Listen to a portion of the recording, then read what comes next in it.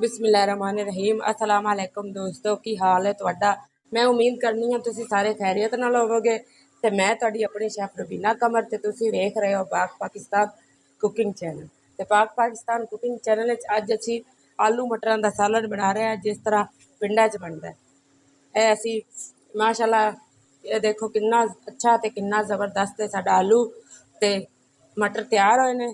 ते चलो दोस्तों तुहाडा टाइम ज़ाया किते बगैर असीं अपनी वीडियो की तरफ वधने आ ते तुहानूं अज आलू मटर बनाना सिखाने आ पिंडां वाले स्टाइल विच।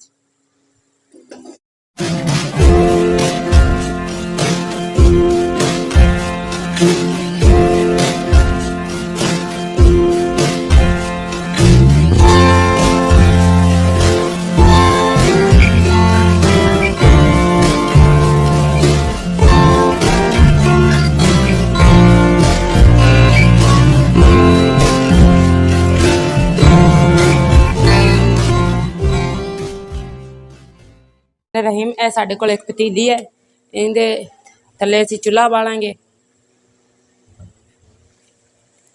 हुण असीं इहदे विच ए साडे कोल 1 कप मटर ने, ये असीं पावांगे। अजकल ना बेमौसमे मटर ने गलदे नहीं। मैं इसलिए वीडियो बनाई है कि जिन्हां लोगों नूं एक मसला है कि साडे मटर कच्चे रह जांदे ने, उन्हां वास्ते ये मैं बना रही हूँ। असीं मटर पा दिते ने पतीली च। हुण असीं इहदे विच 1 कप पानी दा पा रहे हैं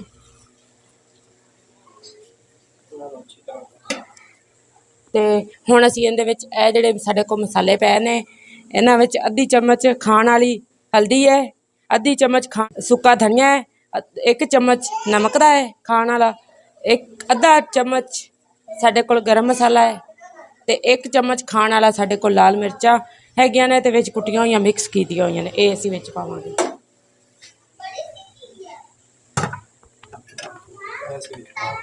हुण असीं विच पा दिता सारा कुछ। एक गट्ठी लसन दी गई है जिहड़ी मैं छिल लई है ते यह मेरे को 4-5 मिर्चां ने, इन्हां नूं मैं इस तरीके कट लवांगी।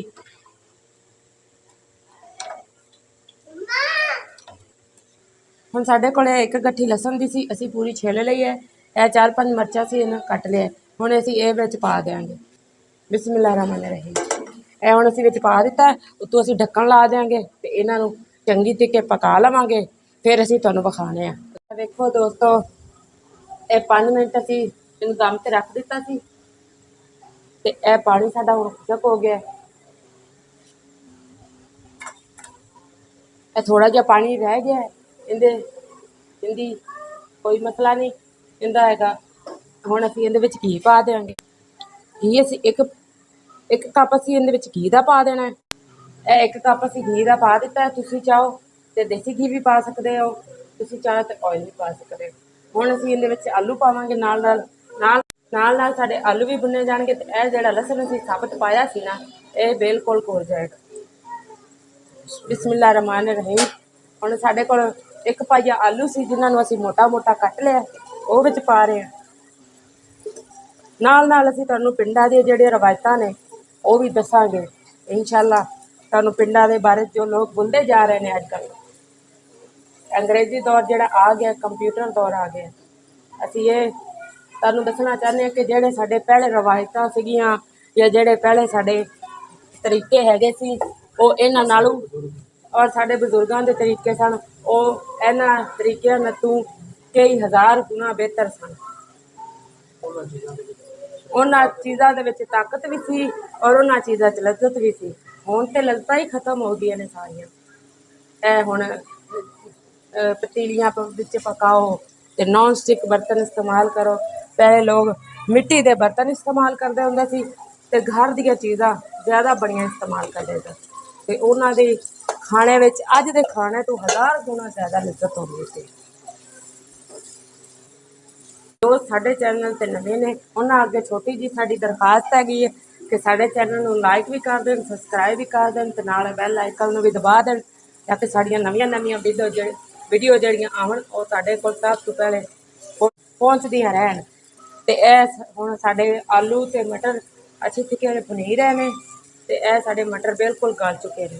ਜਿਸ ਤਰ੍ਹਾਂ ਅਸੀਂ ਸਰਦੀਆਂ 'ਚ ਬਣਾਉਂਦੇ। ਇਹ ਵੇਖੋ ਦੋਸਤੋ, ਸਾਡਾ ਜਿਹੜਾ ਆਲੂ ਅਤੇ ਮਟਰ ਸਨ ਉਹ ਭੁੰਨੇ ਗਏ ਨੇ ਅਤੇ ਹੁਣ ਅਸੀਂ ਇਹਦੇ 'ਚ ਪਾਣੀ ਪਾ ਦਿਆਂਗੇ ਤਾਂ ਕਿ ਇਹ ਜਿਹੜੇ ਸਾਡੇ ਆਲੂ ਨੇ ਇਹ ਗਲ ਜਾਣ। 2 ਕੱਪ ਅਸੀਂ ਇਹਦੇ ਵਿੱਚ ਪਾਣੀ ਪਾ ਰਹੇ ਹਾਂ। 1 ਕੱਪ 'ਚ ਸਾਡੇ ਆਲੂ ਗਲ ਜਾਣਗੇ ਅਤੇ ਸੁੱਕ ਜਾਏਗਾ। 1 ਕੱਪ ਜਿਹੜਾ ਰਹਿ ਜਾਏਗਾ ਉਹ ਸਾਡੀ ਗਰੇਵੀ ਹੋਵੇਗੀ। 'ਚ ਮੈਂ ਤੁਹਾਨੂੰ ਦੱਸਾਂ ਤੇ 1 ਕੱਪ ਸਾਡਾ ਸੁੱਕ ਜਾਏਗਾ ਤੇ 1 ਕੱਪ ਸਾਡਾ ਸ਼ੋਰਾ ਰਹਿ ਜਾਏਗਾ। ਪਕਾਵਾਂਗੇ। ਚਲੋ ਠੀਕ ਹੈ। ਹੁਣ ਅਸੀਂ ਇਹਨੂੰ ਢੱਕ ਦਿਆਂਗੇ ਤੇ ਪਕਾਵਾਂਗੇ। ਫਿਰ ਅਸੀਂ ਤੁਹਾਨੂੰ ਵਿਖਾਉਂਦੇ ਹਾਂ ਕਿ ਕੈਸੇ ਸਾਡੇ ਆਲੂ ਮਟਰ ਪੱਕੇ ਨੇ। ਇਹ ਵੇਖੋ ਦੋਸਤੋ, ਸਾਡਾ ਜਿਹੜਾ ਆਲੂ ਮਟਰਾਂ ਦਾ ਸਾਲਨ ਸੀ ਉਹ ਬਿਲਕੁਲ ਤਿਆਰ ਹੋ ਗਿਆ। ਹੁਣ ਅਸੀਂ ਇਹਦੇ ਵਿੱਚ ਇਹ ਸਾਡੇ ਕੋਲ ਹਰਾ ਧਨੀਆ ਸੀ ਥੋੜ੍ਹਾ ਜਿਹਾ, ਇਹ ਅਸੀਂ ਕੱਟ ਕੇ ਧੋ ਕੇ ਰੱਖਿਆ ਸੀ, ਇਹ ਇਹਦੇ ਵਿੱਚ ਪਾ ਦਿਆਂਗੇ ਅਤੇ ਸਾਡੇ ਜਿਹੜੇ ਆਲੂ ਮਟਰਾਂ ਦਾ ਸਾਲਨ ਹੈ ਉਹ ਬਿਲਕੁਲ ਤਿਆਰ ਹੋ ਗਿਆ।